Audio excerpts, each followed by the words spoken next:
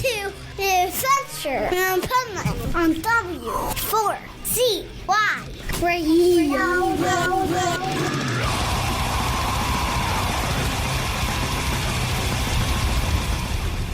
Wake up, America! It's time for the Adventures of Pipeman on W4CY.com, West Palm Beach's #1 internet radio station. Here's your host, the Pipeman. Keep up with the speed of light. Don't look and see, but I'm playing bright. I didn't choose to take the ride. I keep up with the speed of light, alright.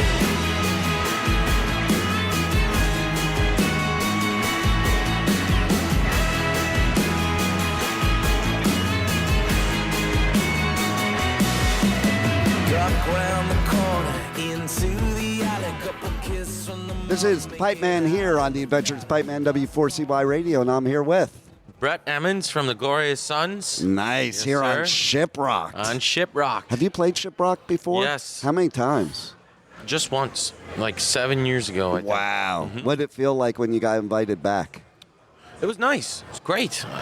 We want as much exposure as possible. How do you like playing on the boat opposed to festivals or clubs? I like being on the boat. My room has a balcony, and I get to look out over the water, and it's kind of like romantic in a way to be in that tight quarter. And if you're on a hotel that moves and Right. in a sea of nothingness except for blue, I think that's pretty cool. And I was thinking about it yesterday. Like, I don't know how anybody could complain. So. I know. I think about, too, like, how cool is it that you're playing on a boat and there's nobody for miles and miles. Yeah. So you don't even, nobody has to think about how loud it is No. or whatever. No. It's like you're just out in the middle of nowhere in a private concert. Yeah, I always wanted to take a freighter so my dog could travel with me to Europe. Like, obviously it's a crapshoot dream. It's not a real dream, but I was looking it up, but that's pretty much what I'm doing right now. Yeah, right? You know? What kind of dog? It's a border collie / Aussie Shepherd. Nice. Yeah. How old? How long have you had 4 it? years old. Wow. Yeah. Does the dog come on tour with you? We tried that once, and it was too much stimulation. Yeah, probably, You know, right? just too many new people, and by the end of it, he was acting pretty weird and wasn't shitting. So I sent him home to my mom and dad's, and he got there and immediately took like 5 craps. Yeah, So- he was not digging it. It was too much for him. Yeah. I was pretty upset, to be honest, because I didn't really know what was wrong with him. Yeah, that's Just a bummer. not the place for a dog. I should have been smarter. Sometimes it's too much for you, isn't it? I would say that, yeah. Right? Yes, You know? of course. Yeah. So thinking of them, they're like, Yeah. and they're so sensitive to Yes. their ears and Yes. everything like Yes. that. Yeah. So, but it would be kind of cool. You're playing on stage and see your dog side stage. Yeah. Well, it was Right? nice coming down to him after the show. Like it or not, he is my best buddy. So, Hey, there's a reason. Like, Yeah. They always love you no matter what. They're always happy to see you. You know, I have 4 kids. The dog change. was always yeah. the nicer one. You know? Yeah. Dog always loves you, never hates you, never yells at you, never disrespects you, and is always happy that you're home and doesn't give you the fucking evil eye. Yeah, fair enough. Yeah. Right? Yeah. Oh, man. What are you going to do after Shiprock? What's going on for 2025 for Glorious I don't know. Sons? Just chilling. Like, we're writing, and we got some shows, obviously, but yeah, we're just seeing what happens. The writing process. How would you say it's different now compared to years ago for you? Well, we've been through a lot of different writing processes. So, like, at the start of our career, we would just get in and drink beer and jam. Right. That was awesome. And then, you know, it turned into, we go in, when the songs, you get a batch of songs, and you pile it on top of one another. And now we're back to, like, I guess, an amalgamation of the two where we're just kind of jamming, but with a little more direction. Sometimes I think it would be cool to have no direction and just see what happens. Right. I think that might be a cool way to do it as a band again. So maybe I'll try that with the guys and just see what it sparks. Because sometimes a song is great. It's important to play to a song, but sometimes if you're playing in the confines of a song, you're not allowing people to be like free to break structures, Yeah. to do things. Part of me does think it would be cool to go back and just, with nothing, just see what happens. I think it's cool because, like, okay, you take bands like The Dead as an example. Yeah. Like, you never knew what was going to come out. Oh, yeah. You know? Yeah. And I think that's cool, and that's why people were so cultish about it, because you could go to literally every show anywhere and it'd be a different show. Yeah. Whereas, like, I even find now, like, I cover all the festivals, and by the end of the season, like, when I've seen a band, like, 10, 20 times It's the in same the year, show, right? yeah, I sit there and people like, how you know? Like, I'll sit there and quote what they say in between songs. You know, how you know that? Well, I've only seen them 10 million times this year. Okay. Well, that's the thing, is it is a show, right? Right. That's one of the things, is at the end of the day, you're trying to put on a show, and some people do feel better if they're more prepared in that way to do that. So it does make sense, but I do think there is also something to be said with just being present in a moment and trying to have faith in kind of the unexpected. Right? I believe that wholeheartedly. Yeah. And I think for a musician, okay, a true musician can't be stuck in these guidelines and this one straight road or whatever, because isn't part of being a musician, isn't that like being creative, experimenting, seeing what you can do, and where you can go? I would say, that's what I think. Me too. I mean, that's you. Even your music. I mean, there are great outliers like AC/DC. For some reason, you respect them for doing the same thing for years, and they are definitely one of the greatest rock bands of all time. They were my first love. But when I'm in it personally, if we were to just keep on doing the same things, it's just not as fulfilling. Right, and not fun. No. And like, and I guess you have a vibe. Yeah. So if you're in a certain mood and vibe, and just let that vibe just go with it. Yeah. You know, and I think some of the greatest solos, that's where it comes from. Like, the artist can just do whatever comes in their head and no structure whatsoever. Yeah. And it's not even necessarily what comes in their head, because I think a lot of times actually they're just kind of relying on their unconscious and their fingers and the crowd. And then they can make patterns. Then they can make the patterns afterward. They can connect the dots afterward. But sometimes I think that we actually rely on our heads too much. Maybe. Yeah. That makes a lot of sense. Yeah.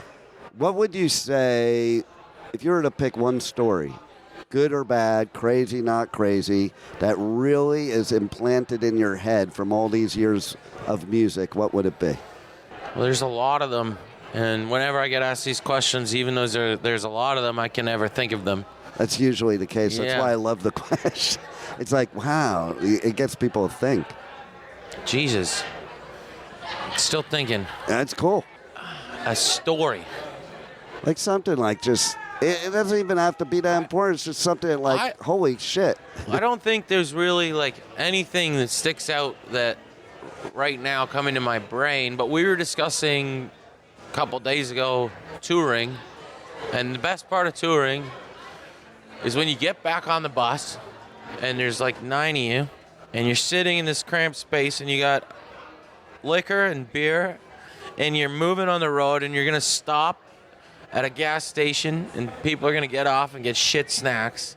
You throw a movie on, you just sit there and you're together and you still like each other and you're getting drunk together, or maybe not even having to get drunk, and you're just smiling and hanging out. I don't think that there's a lot of people that can experience what it's like to make a career out of a hunting camp.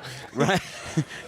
It's honestly unbelievable when you actually when you take that into account and realize that you're very lucky just to be able to do it. And it's just, if you can make good out of the mundanity of what you're doing, I think that's the key. And you have to get along. Like, you're a family, and if you're around each other like that and you don't get along, that's the recipe for disaster. Yeah, and you can have a shit show sometimes, like the worst show, and people can be off, and you can be off, and you get back on the bus when you're done kind of laughing about it. doesn't change anything in your life. Yeah. I love that. Who cares? Right? You're just having fun. Well, I find there's two types of people. There's people that can go on the road, Yeah. and there's people that can't. Oh, yeah. And by what you're saying, you love being on the road. yeah. Like, Yeah, and yeah. it takes a certain type. I go through it too. Like, sometimes I'll bring one of my daughters to festivals, and the first day, halfway through, she's like, Dad, I don't know how you do this every weekend. Yeah. I'm done already. Yeah. I'm like, I don't know how I don't. I get home just like you do, and it's like fucking depressing to be home. Yeah. Like, I want to go back out. Yeah. You know? Yeah. And sometimes you don't want to go. Right. And then you just seclude. Yeah. That's what I do. I like before Shiprocked, the festival season was over, so there's like a month gap.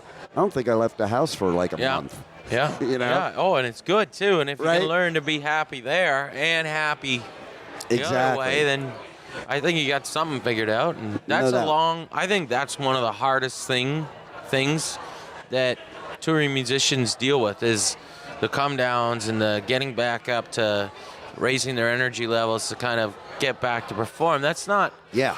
It's not really anything that you can explain to somebody. No. It's just, it's a unique life. But yeah, you have to take certain steps to preserve yourself and to stay thankful in a way. Yeah, because you're constantly on an emotional roller coaster when you're a road dog. Yeah, well, yeah. And believe me, sometimes I get off stage, we have a crappy show, and I fucking snap. Right. And I'm learning how to not do it because I'm mad. I'm mad at myself. You equate it, not this, but you equate it to Michael Jordan. We're sports background guys. We want to go out there and we want to perform. Yeah. So if you're not performing at your top level, it can really hurt yourself. Yeah. But you get better at it. And like I said, you get back on the bus and you just have fun because you're that's your really own what worst matters. critic anyway. When you're an artist, Yeah. you're your own worst critic. Like, Yeah. how many times do you get off and you're pissed because you thought it was a bad show, but yet the audience were like cheering like it Yeah. was the best show ever. Yeah, yeah, yeah. You know? You still always, I think, you always have something in you that you can be better. And Yeah. if you can learn to tame that a little bit, it's good. But I think you can't lose it either because, I don't know, it serves you in the pursuit of, I guess, art and, yeah, How do you- world domination. Right? How do you find the Shiprockers, the people that come on Shiprock, compared to people that see you at your shows, at the festivals? Are they like a different breed? I would say that the Shiprockers, there's an individuality in each person. Like everybody is trying to look as crazy as possible. Like some of the shirts that I've seen are absolutely hilarious. Right. One guy's shirt said, "I survived the abortion," and he was like so normal other than his shirt. Like I was like, what the fuck's going on here? Right? And it was awesome. But yeah, you learn to love them. Like they're just all really polite and kind people, and everybody's sticking out in their own way and blending in at the same time. And Yeah. yeah, it's really great. I think that it's a bunch of people being themselves, and they got a nice community here. They're having Absolutely. fun. That's the main thing. That's the key. Yep. And I love seeing that the artists have fun on Shiprock. Like Yeah, and we are everybody having I've talked fun. to, right? Everybody I talk to is having fun. Yeah. So, How can it be bad? yeah, and I don't know, to be honest, what people pay to be on here, but it's not cheap. No, I bet. it's not. So, fucking good for them. Like, soak it No in. doubt. One of my most exciting things about coming on Shiprocked is that I'll be able to breathe after this. You know, the festival flu dust. Yeah. You get 3 or 4 months off, or is it 3? My last festival's usually in like November, Okay. and then I start up again in January. So it's like Jesus. less than Christ. 2 months. Yeah, But yeah. you know how it is. Like, you can't breathe after a while the whole time. Like, I don't even know how singers do it with the festival dust. Yeah. Because I'm talking and I get that shit in me, and by second, third day, my voice is done. Yeah. And I'm like, how do singers do it? You know? Trailers. Right? Yeah. Getting out of there afterward. I mean, we played a festival in Vancouver. I think it was called No, it wasn't Boonstock, because that one's down south. Forget what it was. But we were camping. And yeah, the mud was caked on you after 3 days. Oh, no doubt. Yeah, I can't really tell if the mud affected our voice as much as the nights, but yeah, it's still fun. You kind of just get in the mode. No doubt. Yeah. It's just it's a lifestyle. Yeah, And, like you guys are in a tent, right? Like they set up a tent for you. we have a media tent. And then where do you sleep? But- Do you have a hotel off-site or do you It sleep? depends. It's our choice. So, like, I usually stay at a hotel, but there's some that are worth camping. Like Rocklahoma, I love to camp Yeah. Rocklahoma. Okay. It's like the best camping festival. Okay. I do the European and the UK festivals. I won't camp there because have you seen, like, they carry all their shit for, like, miles. No, I don't know. Like, at least, and especially doing me, if I'm camping, like, I'll bring a vehicle in so that I have power so I can upload my interviews and do what I got to do. And then also if there's weather, I'll just have a Jeep. I'll sleep in my Jeep. I got 110 in the Jeep and everything. Yeah.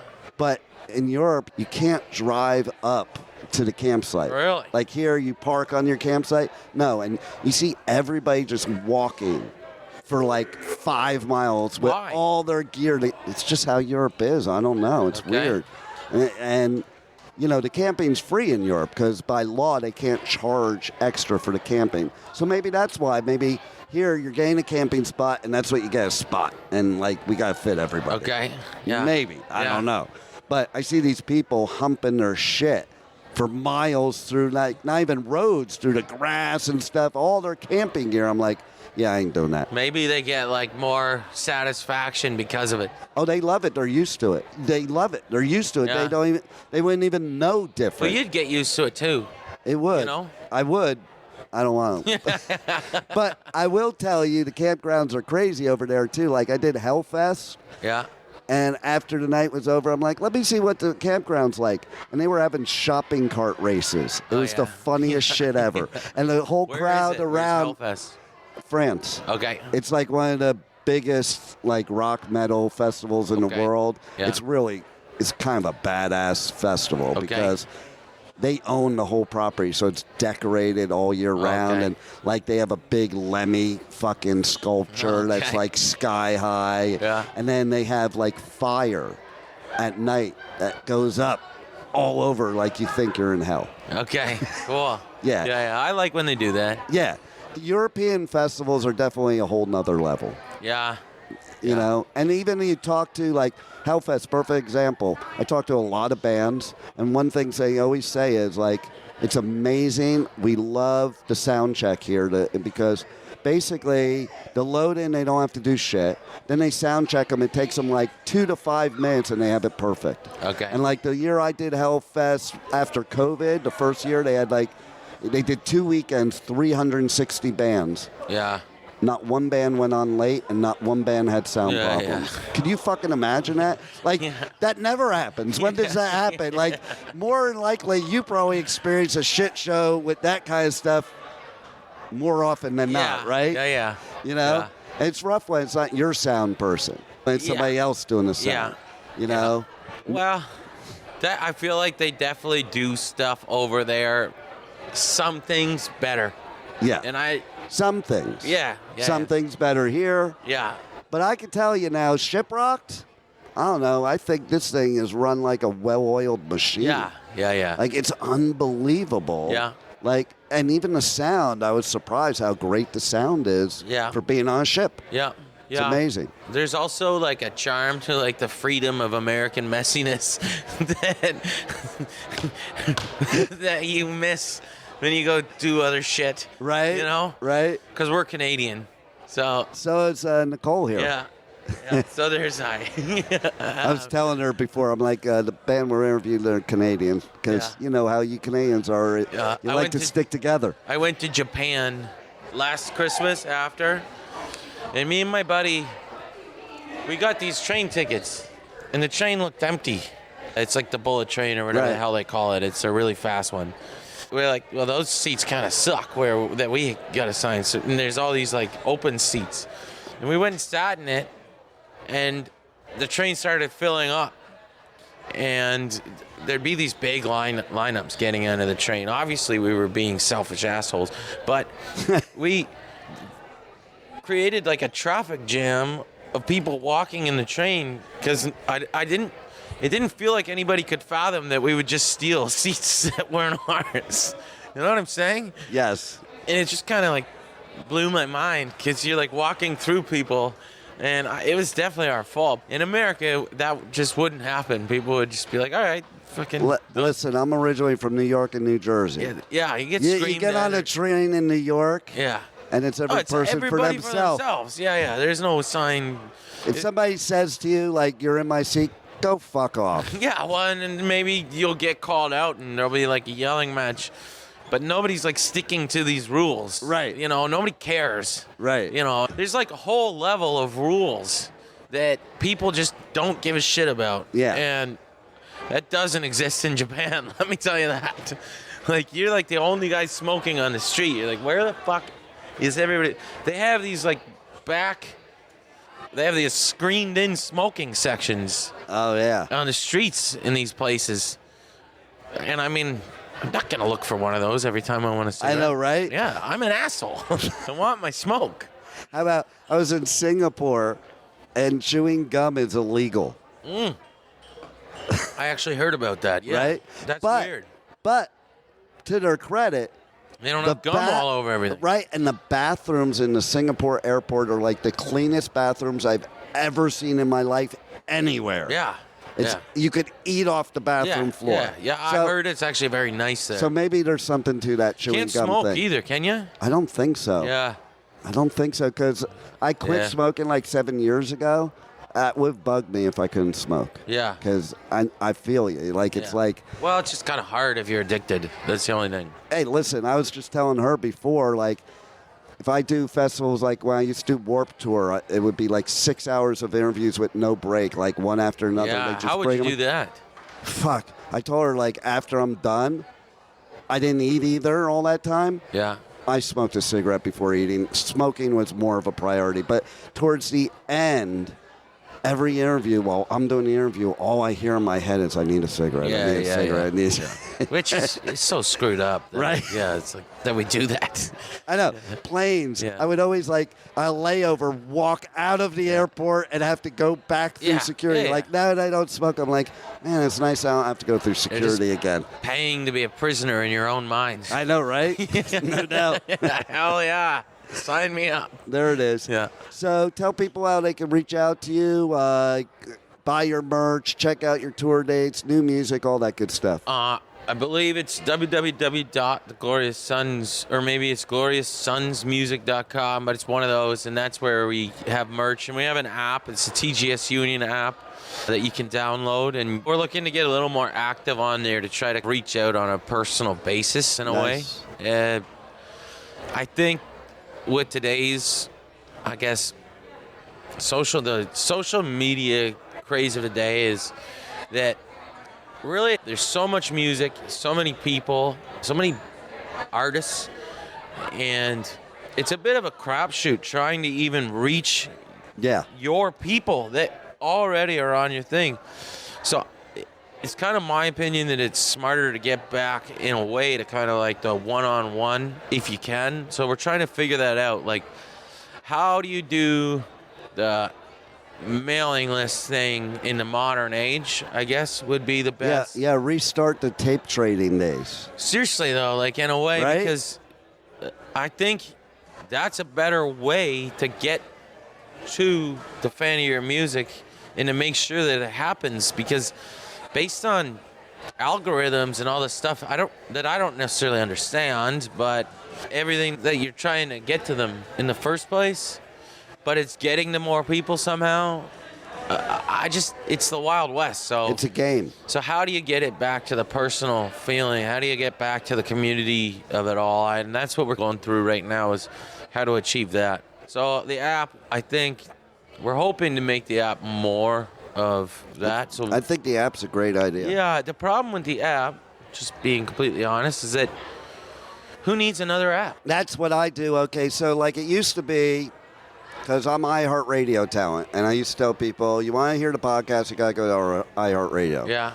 And finally I had to conform. I'm like, use whatever app you want to use. Like, I put it on every single podcast outlet. Yeah. Like, so, because people don't want to download another app. They don't want the extra step. Yeah. You know, that's why all this stuff is being made, is to get rid of the steps. Yeah. You have to be pretty important to ask somebody to put an extra step into the process of them consuming information from you, and really, we're not. So Yeah. hopefully it works, but if it doesn't, we'll find another way to do it. There you go. But TGS Unionet, Glorious Sons Music, www. GloriousSonsMusic.com, Instagram, all the shit, all the places. You can just go type in our name. Love it. All right. Well, I am so stoked you're here at Shiprocked. Thanks, man. And thanks for being on the Adventures of Pipeman. Thanks for having me. You got it. Thank you for listening to the Adventures of Pipeman on W4CY Radio.